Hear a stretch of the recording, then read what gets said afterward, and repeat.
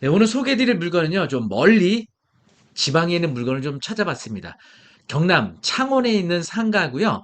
기존에 가족 체험형 테마 상가로 이용 중에 있었다가 현재는 이용하고 있지 않는 것 같아요. 월세를 무려 2천만 원의 임대료로 계약 체결됐던 상가였습니다. 굉장히 높은 임대료였죠. 감정가가 13억대였고요. 현재 최저가는 1억 8천까지 유찰되어 있습니다. 자, 이 물건 왜 이렇게 유찰이 많이 되어 있는지 그 내용을 한번 하나씩 분석해 보도록 하겠습니다.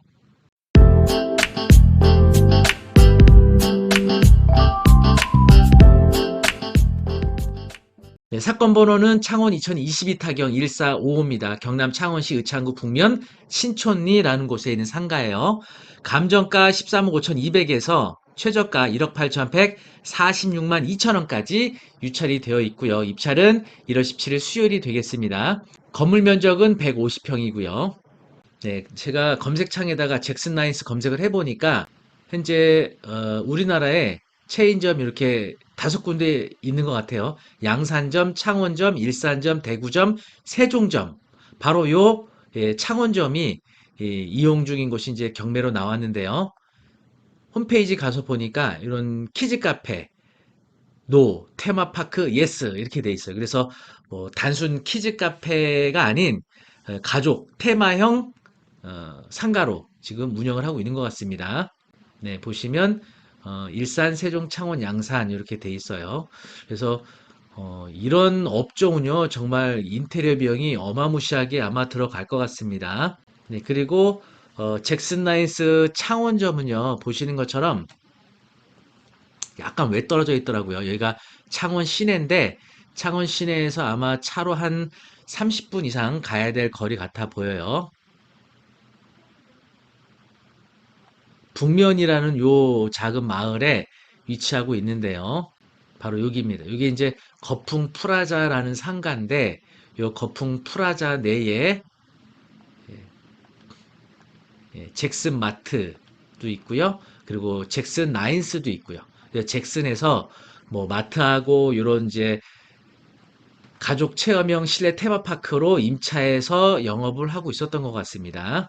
자, 그런데 문제는 물건 명세서에 보시면 3층 인접호 및 4층과 일갈하여 가족 체험형 실내 테마파크 이용 중임 잭슨 라이스 창원으로부터 목록 1, 2, 3에 대하여 공사대금 유치권에 의한 권리신고서가 제출되었으나 성립 여부는 불분명함 돼 있는데 공사대금의 명확한 금액은 어쨌든 표시는 안 돼 있어요. 건축물 대장 보시면 용도 운동시설 이렇게 돼 있죠. 456제곱미터. 그죠? 그리고 여기도 운동시설 40.42제곱미터로 운동시설로 이제 허가가 되어 있고요. 감정평가서에 있는 호별 배치도 보시면 요거 305호, 309호, 312호. 여기 이제 물건 번호가 각기 부여돼서 개별 매각을 하는 거거든요. 예, 그래서 현재 305호가 좀 전에 소개해드렸던 것처럼 감정가 13억 5,200에 최저가 1억 8,100이고요. 요 309호가 감정가 11억 6,300에 최저가 1억 5,600, 요 312호는 감정가 5억 1,900인데 현재 최저가 6,900까지 내려와 있는 상태입니다. 이런 이제 가족 테마형 상가의 경우에는요, 인테리어 비용이 정말 많이 억 단위로 굉장히 많이 소요가 됐을 텐데 이제 소유주가 경매가 됨으로써 임차인은 굉장히 불안한 위치에 있게 된 거죠. 왜냐하면 대항력도 주장할 수가 없잖아요. 그 전보다 후순위로 사업자 등록하고 임차를 시작했기 때문에 낙찰자에게 대항력을 주장할 수가 없어서 명도 대상이 될 거거든요. 물론 이런 과도한 비용이 들어간 임차인의 경우에는 낙찰받은 사람이 명도를 하려고 하진 않을 거예요. 이 잭슨 라이스하고 원만하게 합의하고 임대차 계약을 아마 이어갈 수가 있을 텐데 이 임차인 입장에서는 지푸라기라도 잡아야 되고 싶은 심정에 유치권을 신고한 것으로 보여집니다. 그러면 이 임차인이 내부 영업을 위한 인테리어 시설을 한 경우에 낙찰받은 사람이 이 비용을 떠안아야 되는지 부담해야 하는지 이 부분을 좀 알아볼 겁니다. 그러면 이와 관련된 대법원 판례가 있거든요. 함께 보도록 하겠습니다. 대법원 91-8029 판결인데요. 판결 요지 보시면 민법 제62조 제2항에서 임대인의 상한 의무를 규정한 유익비란 임대인이 임차물의 객관적 가치를 증가시키기 위해 투입한 비용을 말한다 라고 돼 있어요. 그래서 임차인이 유익비에 해당하는 비용을 지출한 경우에는 임대인이 상한 의무를 지게 돼 있거든요. 그리고 임대인의 지위를 승계하게 된 낙찰자도 이 유익비를 승계토록 되어 있는데, 피고가 임차한 이 사건 점포에서 카페 영업을 하기 위한 공사를 하고 카페의 규모를 확장하면서 내부 시설 공사를 하고 창고 지붕의 보수 공사하고 공사비 지출한 사실 인정할 수 있으나, 창고 지붕의 보수 공사비는 통상의 관리비에 속하고 나머지 공사인 사건 점포의 내부 시설 공사는 피고가 카페를 운영하기 위해 필요에 의하여 행하여진 것이고, 그로 인해 이 사건 점포의 객관적 가치가 증가한 것은 아니어서 이를 위해 지출한 돈은 원고가 상한 의무를 지는 유익비에 해당하지 아니한다고 판단한 원심의 설시 이유를 수긍할 수 있고, 거기에 체증 법칙을 어기거나 유익비의 범위에 관한 법리를 오해한 위법이 있다고 할 수 없다. 이렇게 돼 있어요. 따라서 임차인이 자신의 영업을 위해 내부 인테리어 공사한 경우에는 유익비에 해당하지 않는다라고 판결도 했고요. 또 요거는 이제 창원지방법원의 판결인데, 1심 판결인데요. 스크린 골프 연습장이 경매가 됐을 때 스크린 골프 연습장에 임차인이 유치권을 신고한 사건입니다. 그런데 주문 내용을 보시면 부동산에 관하여 피고의 임차인이 주장한 유치권은 존재하지 아니함을 확인한다. 이렇게 되어 있습니다. 자, 요 사건에서도요. 피고는 경매 절차에서 이 사건 부동산에 관하여 시설공사 및 인테리어 공사비로 5억 4,800여만 원을 지출했다고 하면서 공사대금 채권을 피담보 채권으로 하여 부동산에 관해 유치권을 행사하고 있다는 취지의 유치권 신고서를 제출하였다.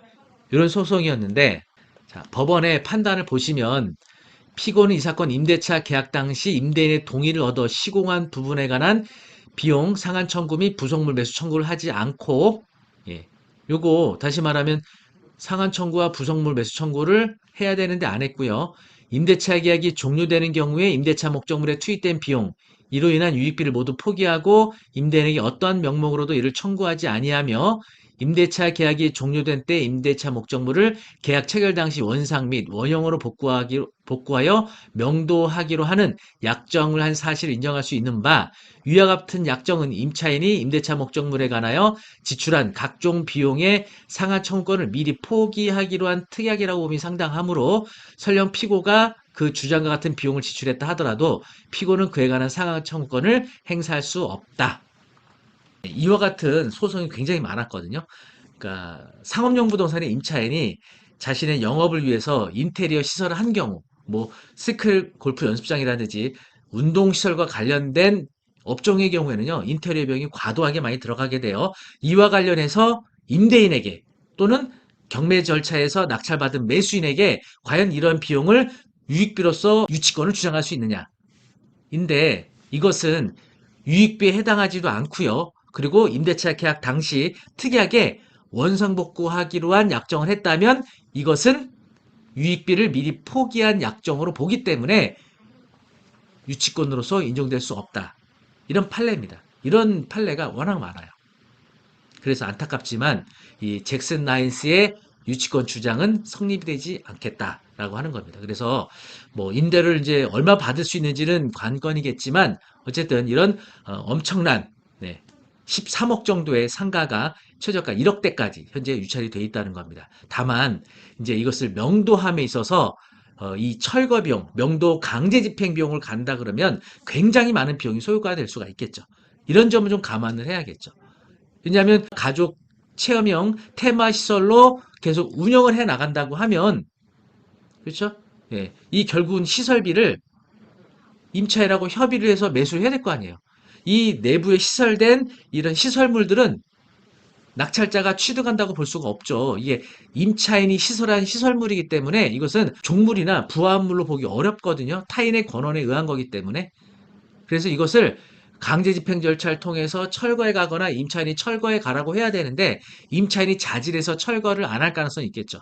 그러면 매수인이 이것을 철거하고 다른 목적으로 임대를 놓으려고 하면 이 철거에 관한 비용, 또 임차인의 철거에 관한 합의, 뭐 이런 것들을 고려하면 이런 부담 때문에 계속 유찰이 되고 있는 게 아닌가 싶습니다. 다시 말하면 임차인이 주장하는 유치권에 관한 문제라기보다는 이 시설물 이거를 철거하는 비용 이거에 관한 비용 때문에 유찰이 많이 되고 있지 않나 이런 생각이 들거든요.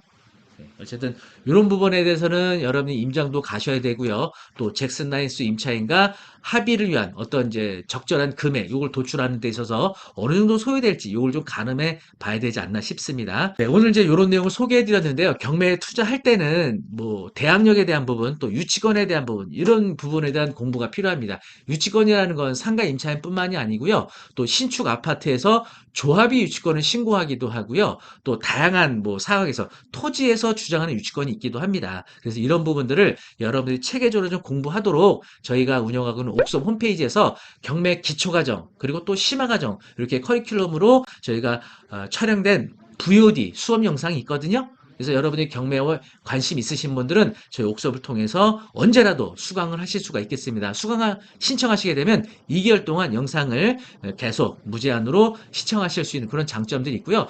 교환 파일도 PDF 파일로 제공을 해드리고 있으니까 이 수업 영상 한번 참고해 보시면 좋겠습니다. 저희가 기초과정과 심화과정을 오픈하는 기념으로 이를 한정으로 해서 두 개를 패키지로 수강 시청하시게 되면 50% 수강료 할인 혜택 제공해드리고 있으니까 옥숍을 통해서 저렴한 금액으로 경매 기초과정과 심화과정 이번 기회에 한번 공부해 보시기를 부탁드립니다. 네, 오늘 영상 어떻게 도움이 많이 되셨나요? 도움이 되셨다면 구독, 좋아요 부탁드립니다. 다음에 더 좋은 영상으로 찾아뵙도록 하겠습니다. 감사합니다.